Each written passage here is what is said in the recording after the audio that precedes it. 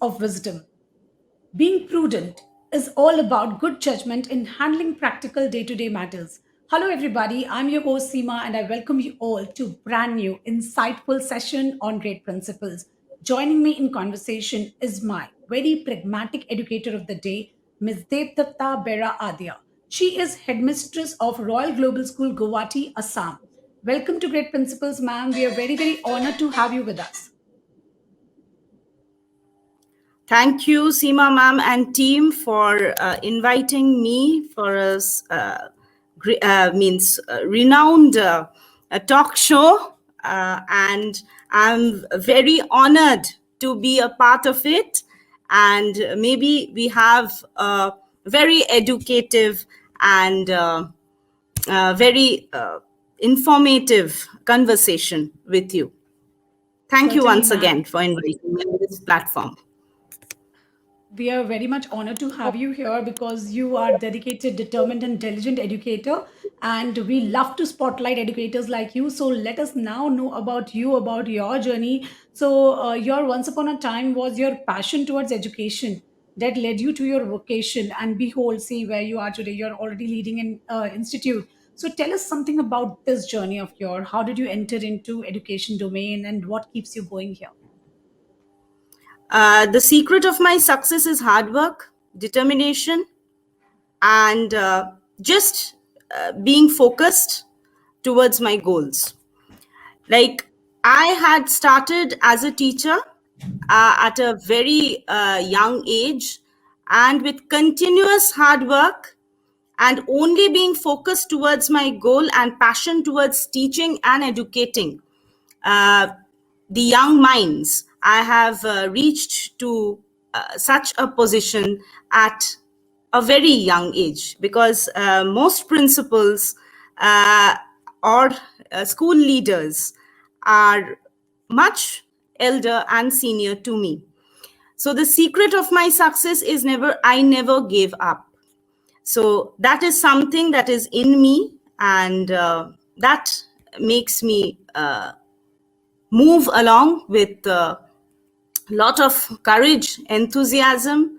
And even during pandemic times, like most of the school leaders, I didn't give up. And what I think the secret of being successful or educating minds is only to focus on three things, which I believe is to engage students, to give them a joyful experience, and to make them explore and question. That these three E's for me adds up to holistic education. Wonderfully answered, ma'am. And here you shared a very important point that never give up. Whatever happens, if you give up, that is where you fall and that is where you fail. So your failure and your fall both are coupled if you give up. So when you are passionate about what you do, when you love what you do and you just keep on doing it, certainly the success is bound to come because your work becomes your passion and you love doing it. So as we can see how ma'am is very passionate about education and she's looking forward for holistic development of her children, and this is what keeps her going here. So coming up to my next question, how can we encourage children to enjoy continued learning? Today is the world where learning should come naturally. Children should be open to learning, not just sticking to certain syllabus or curriculum, as we say. So because a lot of things are changing, and when they have an open mind of learning, that is when success is sure for them in this ever changing economy. So what are your thoughts here? What I think is that education should not be confined to books. Nowadays, children are much more aware of the outer world. So it should be more activity based, experience based. What is in trend, what we brand is at art integrated learning. So something which has hands-on experience, we should make the children question. What I always focus is not don't give answers to them. Let them question as much as possible. Because in the class, I want always I tell the teachers as a school leader or as I was a teacher before, that more of interaction would be in such a way that the students question you rather than you giving them the answers. Let them ask. As more means, just now what I had given a little focus on the 3 E's, which I said: engage, explore, experience, and educate. So that is the way: exploring the world with questions, and not given answers and which are fed in the mind, rather than giving them the opportunity to create and open the doors of new innovative learning. Absolutely. So, having said that, ma'am, so your view is that when we engage children in asking more questions and we give them an opportunity to explore and then understand, experience, and then understand the concept, that is when the learning happens and they are more curious to know more about it, right? So, having said that, I had one more question here for you. In today's world we have so many things. I mean, when you and I were students, things were different. It was little calm down. Now there are a lot of things to do. There is so much to learn, so much to understand, with technology coming in, so many courses, so many avenues. So how should we as parents, as educators, balance out the day of our students so that they get the best of everything? Academics, life skills, sports, health, everything is there. So what is your view here? See, for a child, we should let the child have the wings to, just now what I focused on: asking questions, create, explore, have hands-on experiences. And education should not be like confined to textbooks or the way which we, traditional method which we had. Like even the project based learning, like teachers used to give projects, and we used to make we used to find that time Google was not in trend, so we used to read certain books, do some library work, and we used to make the, now the, like it has become much more wider. They have the Google, just by clicking their phones they have the whole world in front of them. So what I feel is that the balance comes from within. Children, we don't have to teach them nowadays to balance it. We just have to give them a little bit of that push, and that motivation is required. That little motivation that makes a difference in life of each child, and that balance happens. They are the today's children are much more matured than we were in our times, so they just need that little push, a little motivation, a little innovation, not the traditional way of we have introduced blended form of learning after COVID. We have given importance to experiential learning. We have given importance to art. Why have these things come in vogue? Why? The reason is because now the NEP also focuses on hands-on experiences. It's not going to be only based on texts, evaluation, the same kind of evaluation pattern. No, it should have variety. And when that variety is put, like a little spice in food, a little variety in the curriculum, and the balance automatically happens. You don't have to teach children that. Completely agree with you. Very wonderfully answered this one, because let child be child. They are very much aware of what are the things that they need to assure for themselves so that they stand out everywhere. All you need to do is just support and be by their side, nothing And more. even for the parents, that same support which we are giving from the school, that same support is required, because without parent support a teacher is handicapped. Without a teacher's support a parent is handicapped. So with together we can have this holistic development, or we can see a progress in a child. It's actually a triangle, like where all are interconnected with each other. Absolutely. And yes, and by this, I think there's one more thing which our parents, we all need to understand here that biggest form of learning, as said by Einstein, also is while a child is having his free play time. So we also need to assure that the child gets ample free play. So need to he can just explore the things in his own way, understand in his own way, rather than just enrolling him to different kinds of classes. Let him have this period to just widen his horizon and understand the world the way he sees it. So this is what the take we got from ma'am's answer. You have wonderfully answered this one. Now we have reached to our interesting segment of the show. This is called the rapid fire round. So ma'am, you have to answer me in one word or a statement would also do. Okay. Okay. So my first question to you: what is the right age to send a child to a hostel? 10.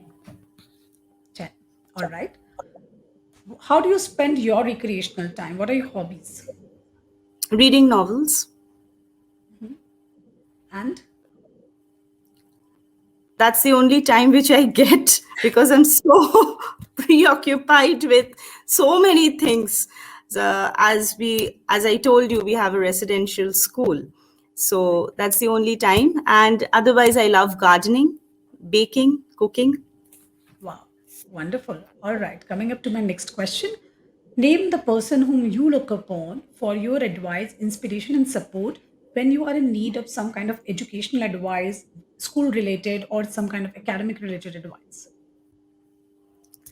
For inspiration, my father. Mhm. For relating to academics, my mentors, who were my principals before, who have seen that potentiality in me, had been my guides. I can't just name one. I've been associated with many schools, and I owe each of them, the management, the principals who had guided me and made me a school leader. Because each person in life is somewhere, Mhm. somewhere related. Okay, wonderful. All right. Yes, that's so true. In our journey, we came across so many people, those who have supported in n number of ways. It's truly very difficult to just name one. And when you have so many people, joining hand and supporting you, it becomes even more difficult to just think who that one person was. So wonderful. Ma'am has the credit to everyone who has joined in her journey. Coming up to my next question. Name two outdoor activities that you enjoy. I was a good badminton player before, though I don't get scope, so much scope now. And nothing much, nothing much. I can't say more about it because I was not so much into it. Though All right. Coming up to my last question in this segment. If you were given an opportunity to go on a dinner with two of your favorite people, who would be those? again, my father and my daughter. So, mom and daughter time, yes, very much needed. All right, wonderful. So, it was great to know you in this segment. So, we got to know that ma'am was a badminton player also. She cooks, she bakes, she reads. She's a teacher at heart, and she always will be. And she loves to read novels. So, it was great to know you in this segment, ma'am. Now, we have reached to the last question of the show, which is also called the viewer's choice question. So, my viewer says that lucky are those who have access to basic needs of life like food, shelter, and clothes. And fortunate are those who have access to basic amenities like health and education. So there is one social stratum in our country which is not so fortunate. Should educators participate in other social causes that are children specific? And what stand should school also take in doing this and inculcating this habit of giving back in the students also? I totally agree to it because children need to understand what uh, empathy actually means, and through social work we can make them empathetic citizens. So there are plenty of being a social worker myself. I'm associated with a few places which works with homeless children and children who are in need, uh, and for the basic necessities like food, shelter, and clothing. So I feel if children really need to understand what empathy is, they should we should incorporate in our activities uh, things which are associated with social work. It should not be a word which we teach from the dictionary. It should be again experienced. Children should understand, because nowadays what we see is that children need to be more sensitive, more sympathetic. So from that point of view, I feel that social work, like for example, taking children to old age homes, to orphanage centers, or some NGOs where they can interact, not only donate and help, but interact with people there, will make them better citizens, which is much more needed than to just tell them about sympathy, empathy, and all that. If they go and interact with people and do social work, which doing social work we are doing in many schools, but the interaction part, we always say that there is less time, we have to come back again. So I feel that that time constraint should not be there. They should be given a whole day to interact, communicate, and feel the joy and give joy also to people there. Then only actual education takes place.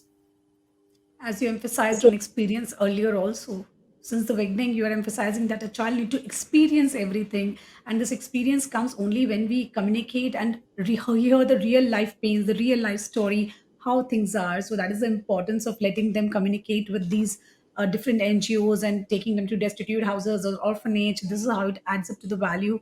So wonderfully explained, ma'am, that how this can be, one of the part of school curriculum itself. And it's not only about always being smarter in everything, it's also about being empathetic, right?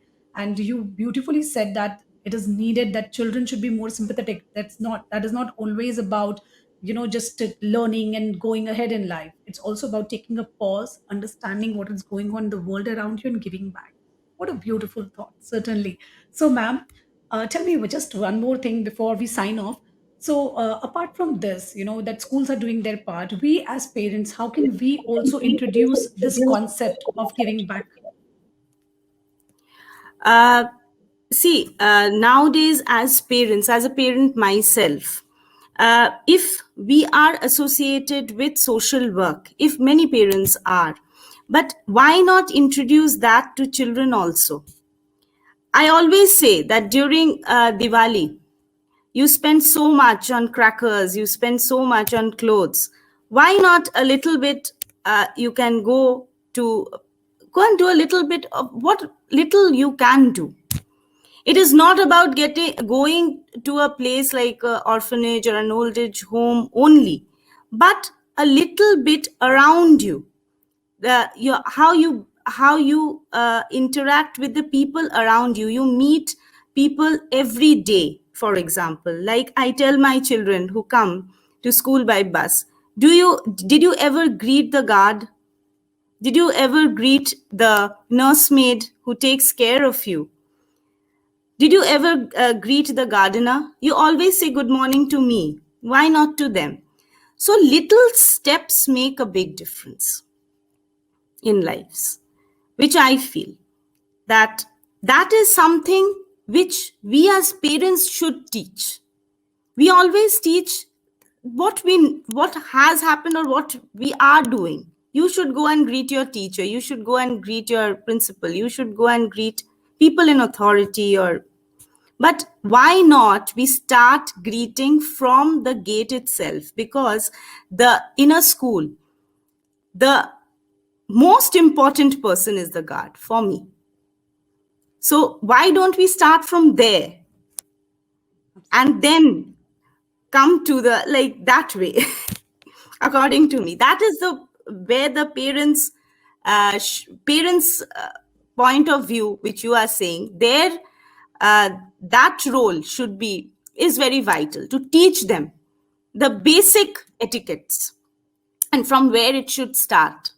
Actually, the starting point is wrong. Means they Absolutely. say to greet the authorities. It's not like that. So good deeds start from home itself. So when we model few things, it automatically inculcates in Yes, children. charity always begins at home. Yeah. Yeah. So, I was just hearing you and the thought came in my mind that we always have a habit of beta koi aaya hai, chalo, just touch their feet, take the blessings. But at times we forget that the cook who is in the house, he's also elder. The domestic Yes. help in the house, they are also elder. So what's wrong if the child touches their feet also? I still remember my mother used to tell me, go and touch Maharaji's feet first because he's the one who is cooking for you. So to Yes. do that. And I think that is very beautiful thought that the child should not feel, that social status is desired, whether someone should be, whether we should greet or touch someone's feet or not, or take blessings or not. So I think this should be a practice which every house can do. And I am, certainly I have started that in my house, that whether a cook or a maid, if they are elder to you, there is nothing wrong if you just say them, hello, how are you doing? Or touch their feet. It's absolutely fine. So wonderful thoughts, ma'am. Debdutta, ma'am. Today, thank you for your wise words and your benign service to the society and guiding us in the right direction. You brought home the realization to me that we can be givers too, and our children can be too. So, thank you so much. It was a wonderful conversation having you here with us. I learned a lot, and I'm sure my viewers has gained a lot too. The pleasure is mine. Thank you, Seema, once again, and to your entire team too.